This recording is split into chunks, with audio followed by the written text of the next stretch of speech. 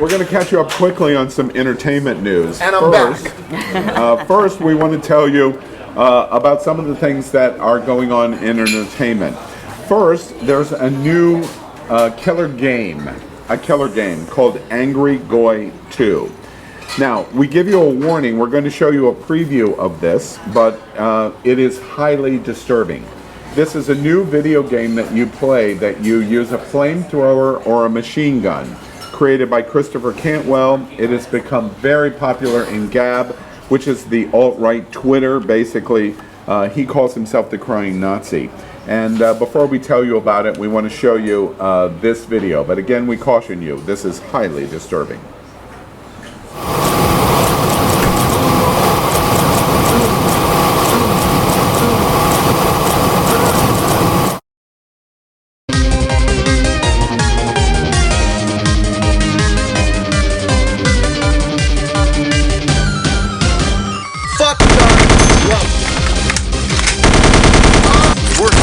We're clear. Fuck you, Nazi! I'm a journalist. Oh.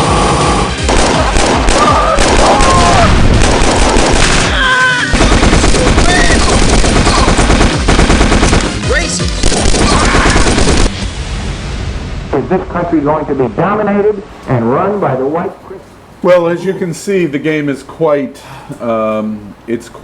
offensive, and it is newsworthy because in entertainment news, because it's getting quite a bit of download play.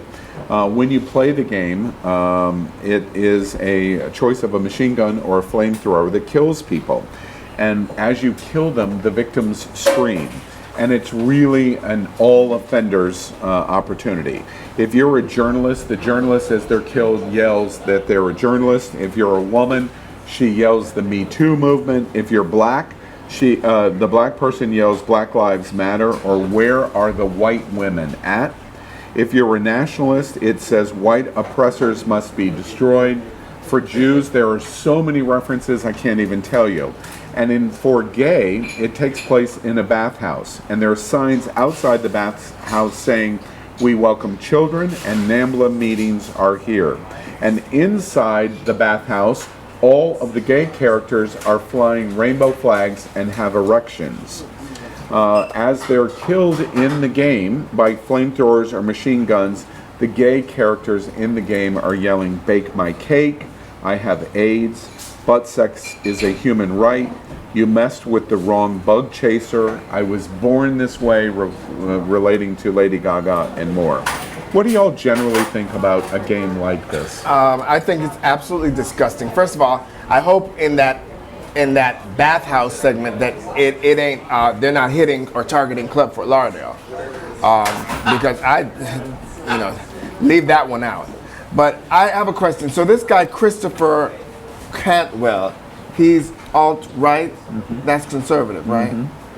Of course. Yeah. Well, games are supposed to be an expression, just like any other art form is. And in that way, I do respect that this is pushing buttons in some way. But all it's doing for gaming as a whole is making more people think that games are violent and it leads to more violence, because it's not absolutely the case at all. I play video games all the time, and I grew up with parents that were hippies, yet I still can't even let bugs die in a pool. But to see something like this as a form of entertainment, I will not be playing it. It's not something I would condone for other people, but there must be some level of self-expression that is still helpful for others in some way, I think, maybe, possibly. I just want to say in general, and we're not going to talk very much about it, I think both points are reasonable, unless you have something to add. One, I think, unfortunately, it's freedom of the press. But Speech. two, freedom of speech. But two is, you also have to look at a lot of the other, honestly, gory games that are played, that you can choose who you want to shoot, and people play act who they are, and it's just really gore, and it dehumanizes individuals. So regardless of that one or some of the other games, a segment for another episode of It's Happening. There are some. Those are actual hate crimes. Then there is a difference between just shooting random people and actually identifying who they are, and that it's not the same thing even on that front. I think the biggest picture of us bringing this game to your attention is there's still a segment of society out there that are quite dangerous. I think we can Or at least agree. fantasize about being so. Exactly, and we should pay close attention to it. Other entertainment news, lighter, thank goodness, Good. is and we're going to do the short version of it, is the Nutcracker Four Realms has deployed the new Disney film. And watch this very quickly in terms of this preview of the Nutcracker. She's right from murder to Christmas.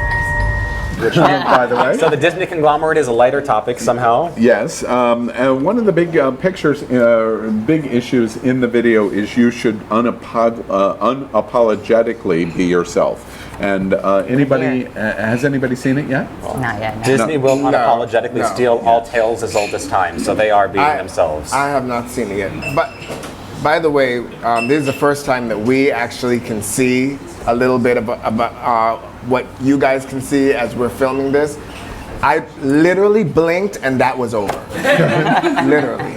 Well, when you watch it, it won't be that way. 5 hours later. There's this corporation called Disney, and Don't we they like have to a be little on the air. establishment somewhere near here or Just something? to comment on that, because I think it's really important what they said, but being authentic is something that everyone needs to think about, because being your authentic self at all times. I use that phrase, being unapologetic or unapologetically yourself, a lot, and that was kind of cool to see it reflected there. Yeah, absolutely. Other entertainment news, today launches the new show, the new movie, Boy Erased. And The Boy Erased stars 3 Academy Award-winning actors, Nicole Kidman, Russell Crowe, and Lucas Hedges, about gay conversion therapy. Who are all straight, by the way. Right? Exactly Just right. saying. And the movie's reviews, Rotten Tomatoes, the reviews are outstanding. We encourage you to go and see Boy Erased. Finally, in entertainment news, we want to talk about Saturday Night Live. And we have a slide here that we want to show you about the new gay governor in Colorado. And they make a great joke on Weekend Update, where we have a message about Jared Polis, the new gay governor, the first in history in the United States. And the joke that they make about Jared Polis is this. Jared Polis becomes the first openly gay man to be elected governor in United States history. It's also weird to me that the media would use the term openly gay. It just implies that there are a bunch of governors out there that were pretty sure about it. So for now, we're just going to call them confirmed bachelors, which I think is a very, very funny joke on Saturday Night Live Weekend Update.